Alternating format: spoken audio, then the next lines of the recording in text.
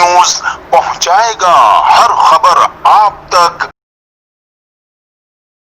Pakistan institute of hockey के media committee के रुकन उमर अब्बासी की साहबजादी रिश्ता अज़दवाज में मुंसलिक हो गईं। उनकी शादी की तकरीब कराची में मुनक्किद हुई, जिसमें chairman Pakistan institute of hockey Rana Mushtaq Ahmed, बानी व एजाजी सेक्रेटरी प्रोफेसर राव जावेद इकबाल और जॉइंट सेक्रेटरी सैयद इम्तियाजुल हसन ने खصوصी शिरकत की और नौ ब्याहता जोड़े के लिए नेक ख्वाहिशात का इजहार किया।